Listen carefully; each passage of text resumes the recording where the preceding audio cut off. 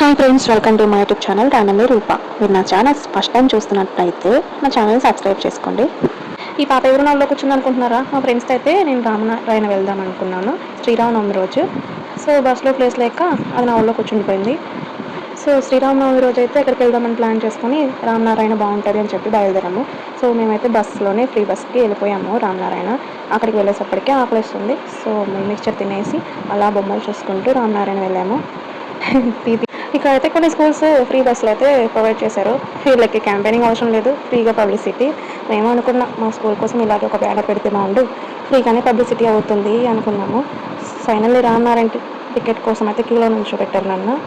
వీళ్ళేమో సైడ్గా టికెట్స్ కోసం ట్రై చేసి ఫైనల్లీ సక్సెస్ అయ్యారు. ఈ టెంపుల్ అంతా ఒక బాణం గుర్తు లాగా ఉంటుంది అన్నారు, నాకు కూడా తెలియదు. సో చూద్దాం అనేసి నేను అయితే వెళ్ళాను. లోపలికి ఎంట్రీ అయిపోయాము. చూడడానికి చాలా బాగుంది ఇక్కడ. ఇప్పుడు మార్నింగ్ టైం కన్నా ఈవినింగ్ టైమే చాలా బాగుంటుంది అన్నారు. సో లైట్స్తో లైట్ షో కూడా ఉంటుందన్నారు. మేము వెళ్ళేటప్పటికి రాముల వారి కళ్యాణం అవుతుంది. సో ఆ రోజు లైట్ షో అయితే ఉండదు అని చెప్పేసి అన్నారు. ఈరోజు శ్రీరామనవమి కాబట్టి రష్ అయితే ఎక్కువగానే ఉంది. చాలామంది రాముల వారి కళ్యాణం చూడడానికి ఎక్కడెక్కడి నుంచో వచ్చేసారు. బట్ ఈ ప్లేస్ చూడడానికి చాలా పీస్ఫుల్గా ఉంది. ఇక్కడ రామాయణం తెలియని వాళ్ళకి చాలా క్లియర్గా ఇక్కడ రాశారు. కింద ఇమేజెస్ కూడా ఉంటాయి, స్టెప్ బై స్టెప్ ఇమేజెస్ ఉన్నాయి. అండ్ ఫోటోలు వీడియో తీయొద్దని కూడా పెట్టారు. బట్ ఇక్కడ చాలా మంది వీడియోలో ఫోటోలు తీసుకుంటూనే ఉన్నారు. మనకి ఒక హాఫ్ సర్కిల్ టైప్ ఉంటుంది ఇది. ఆ హాఫ్ సర్కిల్ మొత్తం ఇలా ఇమేజెస్తో ఉంటుంది. Ramayanam step by step every ఇమేజ్లో ఒక్కొక్క ఘట్టం అనేది ఉంటుందన్నమాట. ఇక్కడ నాకు తెలియదు, నా ఫ్రెండ్ పక్క నుండి ఆ స్టోరీ మొత్తం నాకు చెప్పుకుంటూ వచ్చింది. వీడియో తీసుకున్నాను, మొత్తం తీద్దాం అనుకున్నాను, కానీ అక్కడ వాళ్ళేమో తీయకూడదు అనేసి అన్నారు. బట్ అందరూ ఆగట్లేదు, అందరూ ఫొటోస్ దిగుతూనే ఉన్నారు. ఆ ఇమేజ్ చూసిన అర్థం కాదు నాలాంటి వాళ్ళ కోసమే అక్కడ కింద తెలుగులోనూ ఇంగ్లీష్లోనూ రాసేసి పెట్టారు. ఇక్కడ ఫోటో తీవే అంటే నా ఫ్రెండ్ చాలా ట్రై చేసింది, ఒక్క ఫోటో కూడా మంచిగా రాలేదు నాది. సర్లే అనుకున్నాను, ఎటు చేస్తాము, మన ఫేస్ వాల్యూ అలాంటిది. మరి ఇలాంటి ప్లేసెస్ వెళ్ళడానికి అదృష్టం ఉండాలి అంటారు.